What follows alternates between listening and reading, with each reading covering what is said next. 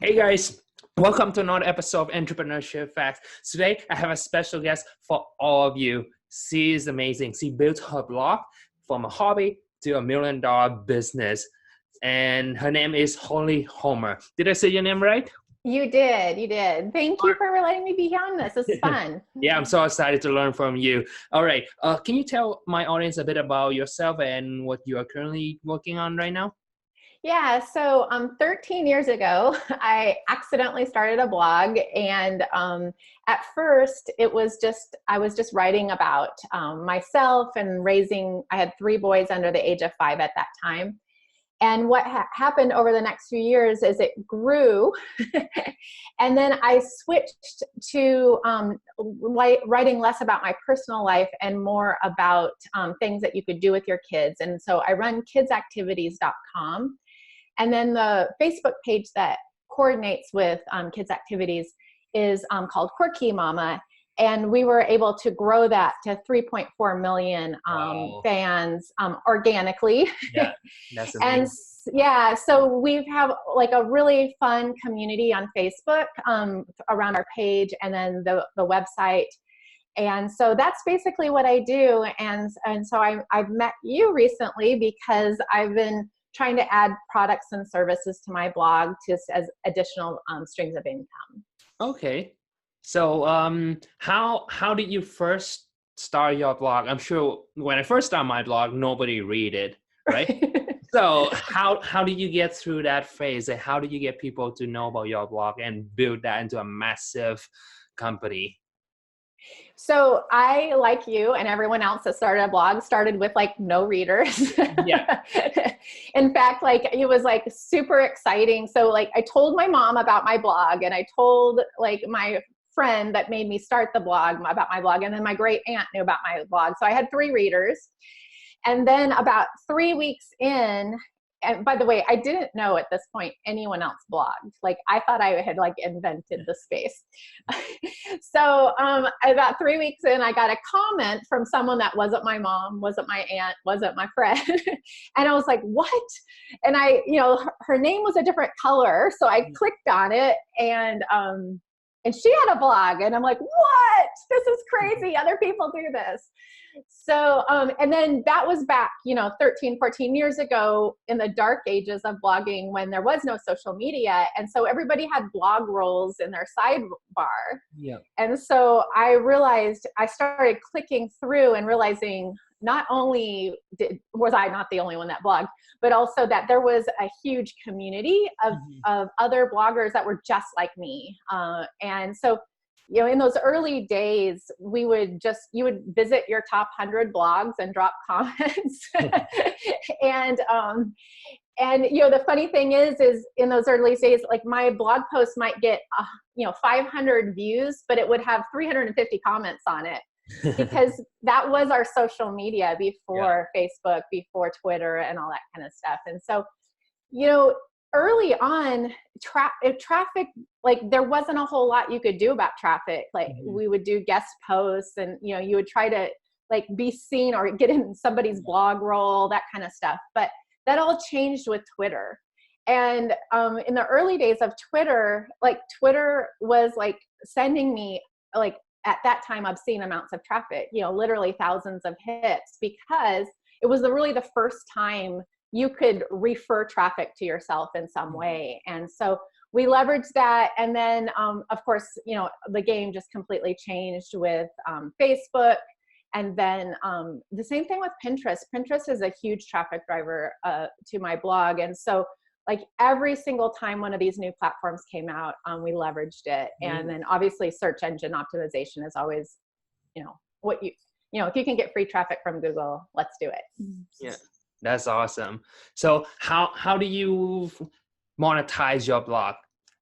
It's not an easy thing. Like right now, I'm still figuring what's the best way to monetize it. I'm curious, want to learn from you. So in the early days, like our only choice was like Google AdSense, and so that's that's what I did. And then as the climate changed a little bit, there were other ad networks that came out that you could actually, I would I remember getting on the phone with them and Yep. be like, no, you need to pay me, 10 cents more than that, and so that I could get, to give them those prime spots on the blog. Yeah. But the good news for, and I would say if you're ranging above about a 20,000 page view a month, which you can get into an ad network and they do all that legwork for you. And so that's what I've done now. And it's so much easier than what I used to do, like managing things through Google DFP, which is pretty complicated for me because I'm not really that tech savvy. But so I have a manager that does all the ads that you see on my blog. And that's probably the largest source of income because, we drive a lot of traffic, usually between 1 and 3 million page views a month to the blog. But then the other thing that happens is because we have traffic, we can do affiliate deals. Probably the top one is Amazon, even though it's a lower price that you get per percentage. Yeah. The good news about Amazon is you might send them over for a kid's book and they buy a great big screen TV while they're there, and then you get credit for it. So even their cookies are only 24 hours, it still can be a pretty sizable amount because everybody has that wish list in Amazon. And then also we do a lot of sponsorships. And so we work with companies that come in and we write sponsored posts, do social media to those posts, and then ambassadorship, spokesperson, that kind of stuff. And, kind of the whole gamut now. But part of it is because I've been in the space so long that I have worked with a lot of these companies over the years, which has been really fun. That's really awesome. So when did you realize that you have something like, I'm sure at first when we first started, you just do it for fun as a hobby, right? When do you actually realize that you actually have something that's valuable that can be turned into a business? Yeah, it was really funny because, of course, in the early days, no one was making money on blogs. Maybe 2 people in the world, and but it was like big names or people who had risen above all the other blogs because of some sort of drama. It was usually because of some sort of drama, but so it wasn't even a thought at first. We were all just kind of work. It was a hobby and it was kind of a community. And so I would say, like, it was probably several years into it and at that time, my blog, it was that personal blog. It was called June Cleaver Nirvana. And so it was just about me and the kids and that kind of stuff. I started getting really terrible pitches, which indicated to me, like, if people are wanting to be on my blog. Like, even though they want it for free and they want me to do all this stuff for them for free and all that kind of stuff. But I was like, if people are actually wanting to be on my blog, someday this is going to be worth some money. Someday someone's going to make some money at this. And so I was like, if someone's going to make money at this, I'm going to make money at this. So I was just from an early kind of feeling that this was going to happen. I just started looking for ways to monetize. And which is funny because most of the people in my space, like if you put Google AdSense on your sidebar, they're like, you sold out. And I'm like, yeah, I did. Because I'm making I'm making $70 every 3 months, but it just was always in the back of my mind that, like, if I could make money at this, that would help pay for, like switching to hosting and that kind of stuff. It never occurred to me at that time that this could actually feed my family. And my husband, who's a physician, retired 2.5 years ago to join our company. So Nice. I had no idea how big this could get. I just was thinking, hey, if I could make a few extra $100 a month, that would be amazing. No, that's great. All right. So what would you say is your biggest achievement with your blog up to today? That's a good question. I mean, obviously the organic growth of the Facebook page has opened doors like no other thing. I remember I was on Michael Stelzner, who runs Social Media Examiner. He used to run a kids site, and so with a kids podcast. And so he asked me, because he saw I was in that space, he asked me to be on his podcast one day. Yeah. And so we were talking about the kids stuff. And then after the podcast was over, he said, now, tell me what you're doing. And I started telling him, and this was when we were growing the Facebook page. And I said, well, one of the things that's happening in the space right now is we're growing this Facebook page organically. And he was like, what? And all of a sudden I'm on his Social Media Examiner podcast and speaking at Social Media Examiner World. So like, it was like so funny that like, my little, kid site all of a sudden got put on the map because of that organic growth on the Facebook page. And then of course, any times, now I get introduced like, she has 3.4 million Facebook fans, which is kind of a fun little caveat. Amazing. Yeah. All right. So what would you say is your number one, the key thing that got your blog to where it is today? Is it the content or the marketing or your social media, your Facebook page? What is that one key thing that got you to where you are today with the blog? So I think bottom line is content. I mean, like you say, you hear content is king. But it really is like and part of it is I feel like every single blog post we write is kind of an entry into a lottery, a traffic lottery. And what most people don't think about is that, or don't even know, is that most blogs and websites, a very, very, very small percentage of their content is actually what drives the traffic. You always hear the 80-20 rule, and it is way lower than that. It's probably 2% of the content drives 98% of the traffic. And so that 2% is like gold to you. And so over time, expanding that 2% to a point where you're getting residual traffic from Google, residual traffic from Pinterest. Facebook is more of a kind of like a fleeting, you get a rush and then it goes away, but Pinterest and search engines just keep giving. And so expanding the amount of really, like, I have over 11,000 blog posts on my blog. Wow.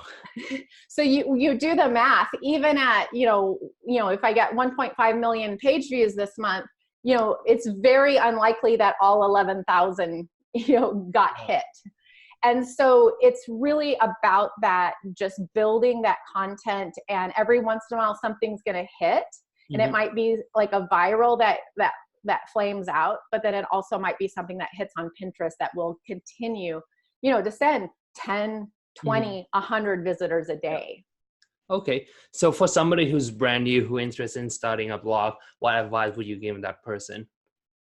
Yeah. So first of all, you're just going to need to write, and you're going to need to publish. And I think that's part of the success is I got over the whole, in the beginning, I wasn't writing for anyone but my 3 readers. So, and myself, it was kind of a therapeutic thing. And so I never had that, it has to be perfect, or, it has to be great, because I was just writing for myself. And so I think that's has been beneficial to me now, to be able to start things when they're not perfect and publish things that aren't amazing, because I know that things get better as you get better. And so, if you're starting a blog, I promise you your content sucks. That's just a thing. Yes. We've all been there.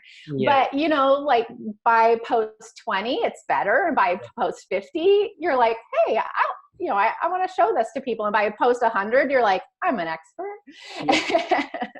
Yeah. So that's really that process.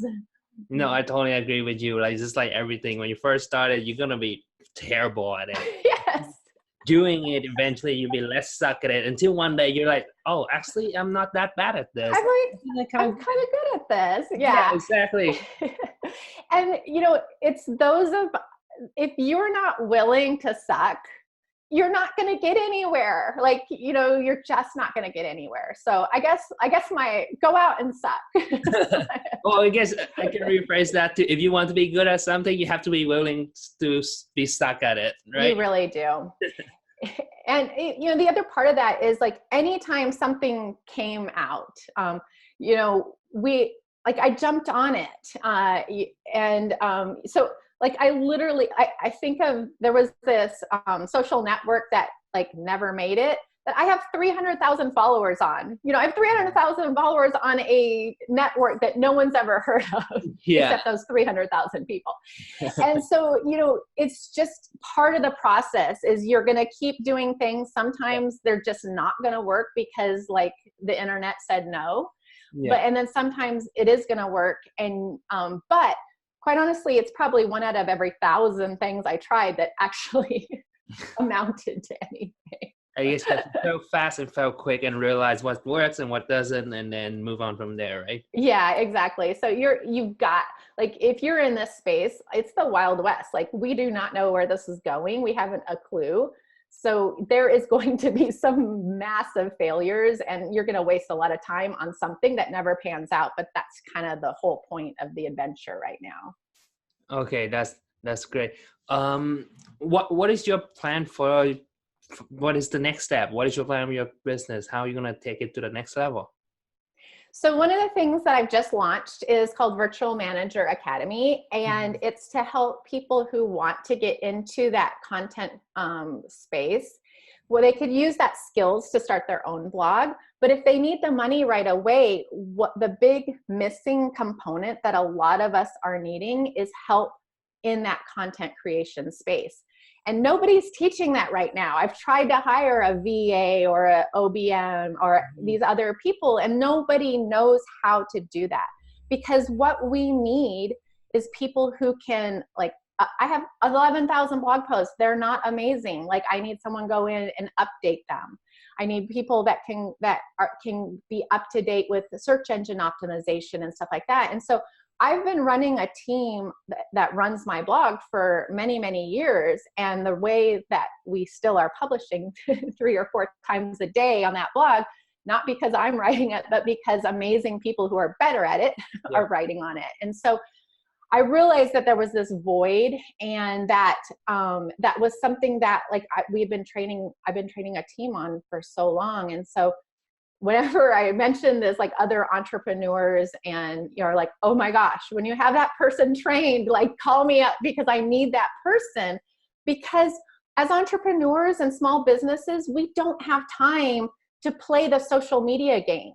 Like, we might be good at one thing, and then we need someone to take that piece of content we just created on that one thing and spread it across the internet in a way that makes sense to all those different platforms. So that's what I just launched. And it's a really good fit with my audience, because a lot of my audience are moms that are trying to look for a little bit of extra money. And this is obviously a super easy way to do it while they get skills.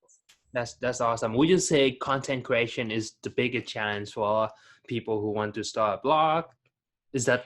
I do, like, and usually people are really, like, decent at one thing. Like, you might be a podcaster and you're great at that, or you might be great at videos, or you might be great at Instagram, or you might be great at writing.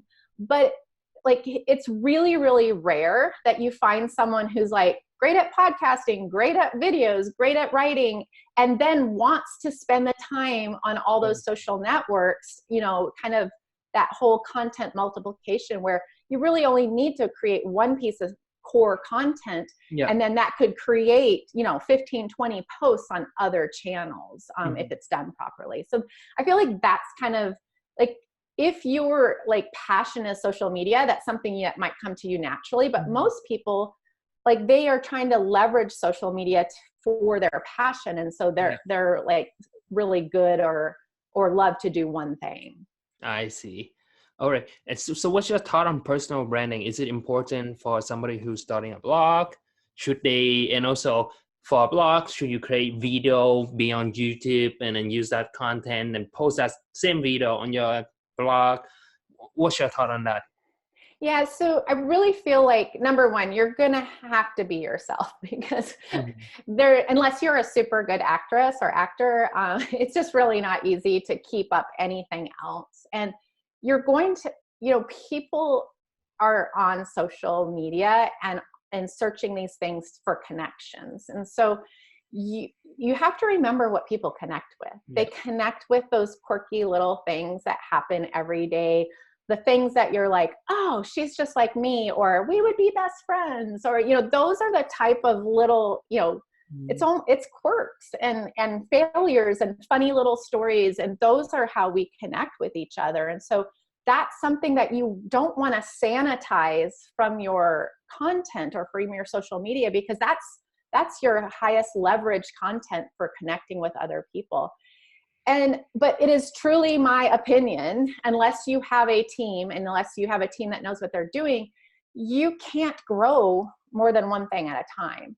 I mean, because you're just, whatever you're measuring, whatever you're putting your effort into, that's what's going to grow. And so if you're trying to write on your blog and grow that, and grow your Instagram and grow your Facebook and grow your Pinterest, like, it's too much. Like, we just don't have the capability for all of that. And so I would just say, number one, where do you like to be, Yeah. and grow that first. And hopefully that's, you're drawn to it because it's something similar to your customers or your readers would be drawn to it as well.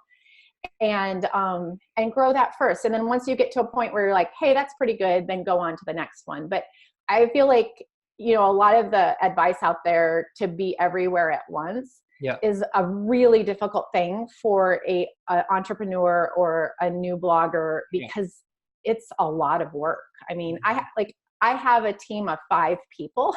like, so even our Facebook alone, takes about 4 hours a day to Mhm. manage. So Yeah. like people looking at that go, well, I need to do that. Well, yeah, but like, I'm in a position where I pay someone 4 hours a day to do that. Like, that's a much different situation than I was when I first started. Mhm. Okay. So how did you grow your Facebook page to 3.4 million followers? I'm curious to see how you did that. So we started with just like opening up the Facebook Insights, which is, everybody has that on their Facebook page. And we just open it up like 100 times a day.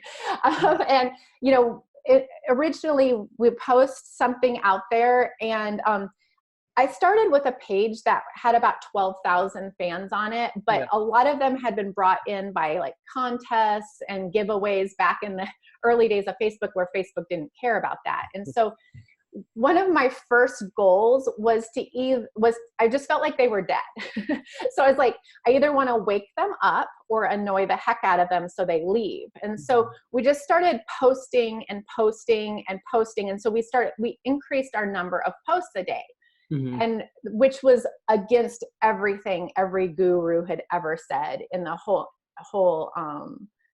any Facebook expert was horrified at what we were doing. Yeah. But we were posting and then looking at the insights and seeing what the results were. And then like the more we posted, because I'm just like, I don't care if people like unlike the page, I just want some action. I'm just trying to shake them into some action. And then yes, people unlike the page, but also people started sharing stuff because I started seeing stuff, and then new people were adding on. And so the bottom line of how we did it is the most ridiculous thing, because people fly me across the country to speak on this, but we literally gave our fans more of what they liked and less of what they didn't. I That's it. No, I love that. That's perfect. That's good. So would you say that strategy is still working today? It absolutely is. We are still growing. Mm-hmm. And, the climate's changed a little bit. I don't know that, in the early days of having 1 million fans, we were able to drive a whole lot more traffic to Yeah. the blog.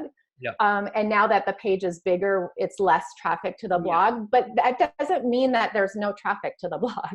I mean, it's just it's a different game. And that's why, like, I mean, I don't love the Facebook guru that's out there telling you how to manage your page, when they're not in the trenches of their page every day. Yeah. Because things do change, and you'll see something that worked the week before that doesn't work this way. And then if you're not in there in the trenches, looking at what's working every day, I wouldn't give that advice. So, I would just, if you're starting a page or you're wanting to grow your page, what I would do is just start every time you post. I always do a math calculation in my head. Like, hey, I feel like that type of post on my page will reach 100,000 people. And I like the reach number. If on every single post, Facebook will get on your page, you can see how many people it reached. And I feel like that's the number Facebook does all the math for you in. And so if you're predicting, if you're like, hey, last time I posted something like that, it reached 100,000 people or 10 people or 30 people, whatever that number is. If you start playing that game and then go back and look, and then when you're like, wait a second, why did that only reach half of the number that I thought it was going to reach? Was it the picture? Was it the content? Was it the description? So if you play that game, and you play that game all day, depending on how many times you post, you're going to learn so much about how your fans interact with Facebook that what the next step is. Yes. You just know. Yeah, that's literally the secret to grow on, I would say, any social media network, to be honest. And that's the same process I go through with my Instagram page. Literally, as I post more often, and I look at the stats every single day on every single post that I do, I look at the number, how many people I reach, how many likes I get, and then study from it. Is it the photo? Is it because of the caption? Because of the content? What do I talk about? So look at that, and then whenever I get a post that gets significantly higher number of engagement than average, now I know, okay, this content, this kind of caption, this kind of headline works, and I just keep doing that until I figure out something new, and I just keep posting what my audience want to see, and that's really how I grew my page to over 1 million followers on Instagram. So the same process for you on Facebook. That's great. Yeah, and I think it's really interesting, that you say that's the same system you've used, because if you go to people who are like, well, this is the secret to growing their page, and then they don't say this, and I'm like, what? There's no secret. There's literally no secret. The secret is there's no secret. Yes, exactly. It's hard work. No, I totally agree, because people would try to come up with something completely new, completely out of the box, so that to make them look cool. No, you have to do this, you this strategy and that. But no, the core principle of growing and building an audience on social media, at least to me, is that create the content that your audience want to see and keep posting that to attract your target audience. That's simple as that, right? If nobody is following your account, then most likely you're not posting the content that they want to see. It's just it's as simple as that.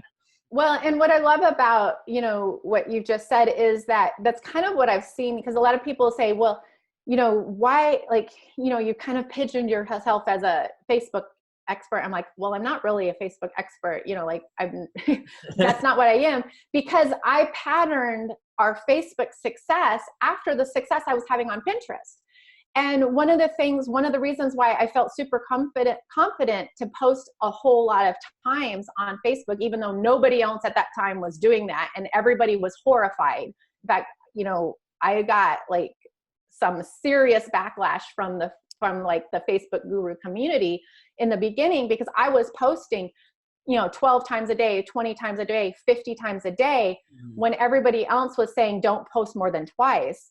And but it was because on Pinterest I noticed that I could pin all day. I could pin 300 things, as long as every single thing was amazing. The only time people started complaining about my post was if I didn't hit the mark. And so I was like, well, we could totally do that on Facebook. Why would you care how often Quirky Mama posts if everything I post is what you want to see in your feed? And so I don't know, I just say stop listening to gurus and open up your insights and trust your gut, because if you have success somewhere else, these algorithms are all created by the same to a certain extent. Like there's probably, I mean, seriously, is there more than 100 people in the world that know how to write an algorithm? They probably wrote, the same guy probably wrote all the algorithms. So what you see successful on Pinterest is probably something that works well with Google. Yeah. What you see, what works well on Instagram is something that's definitely going to work well on Facebook, because that is the same algorithm almost. Yeah. So like whatever you learn in one area is going to give you an edge in another area. That's great, because I truly, well, the core, you said that you're not a Facebook expert, but I would say you're the content expert. Yeah. So you look at the content to see what gets the most engagement, to keep applying that same principle, and then multiply that, keep doing it to get more people look at your content, right? So, and if you can master that, once you understand that, you can use it on any social media network. It's so true. Twitter, Pinterest, Instagram, on TikTok's coming up. So literally, understand your target audience, figure out the content that you want them to see, and then keep doing it until you figure out something that's working, and then expand on it. Right? Exactly. It's exactly it. I mean, it's so clear. I guess that's the secret on how to become an expert on any social media network. There's a Facebook or Instagram or YouTube, focus on content, then you be an expert in any social media network. It's so true. It's so true. So how many times do you post on Facebook, if you don't mind me asking? So I'm not recommending this for anyone, because number one, I need to like put a little like, how do you say, you need, Facebook rewards consistency. So whatever you're doing, you need to kind of do consistently. So do not take this seriously unless you're willing to like devote your life to Facebook. Is we post about 75 times a day. Oh my, what? That's crazy. How do you find the content to post 45, 75 times a day? So I have a team. I mean, and that's literally, I have several people, and the way I structure that team is it can be helpful for other people, not just for Facebook, but for other things. But so the people who write about a certain topic on the blog also schedule that topic on Facebook. Because I figure if someone's like a parenting expert and are writing parenting advice, they're plugged into all the best parenting sites online. They know what's trending in the parenting space. And so they do that.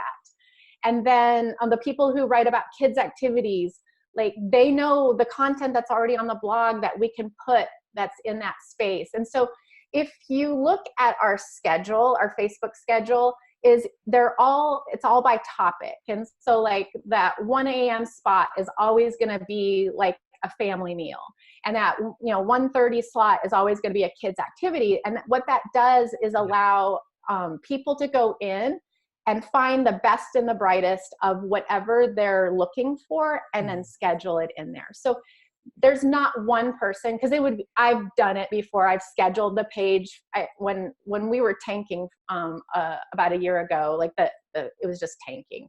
Mm-hmm. And so I took over the page for like a 2-month period, which is the most nightmarish 2 months of my life, because scheduling 75 posts a day on Facebook is not anyone's fun.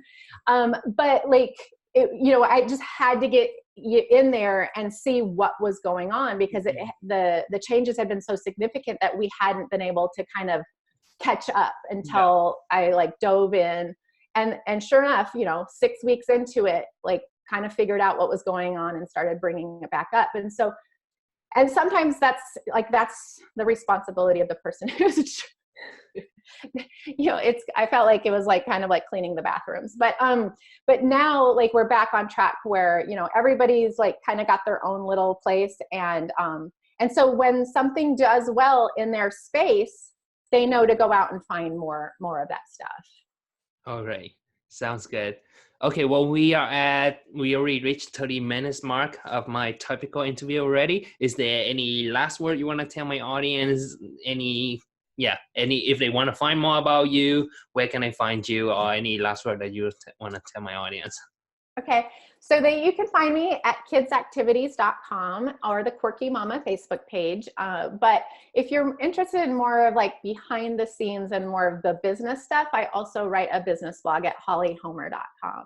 Okay. And I have a Holly Homer Facebook page as well. But so it's just, especially if you don't have kids, like you'll get completely overwhelmed by Quirky Mama if you like it. So I've had so many like friends that are like, oh, I'm gonna follow your page and do what you do, and then I'm like, oh my gosh, you do not want to like that page unless you are in that space, because we're really specific to talking to our people.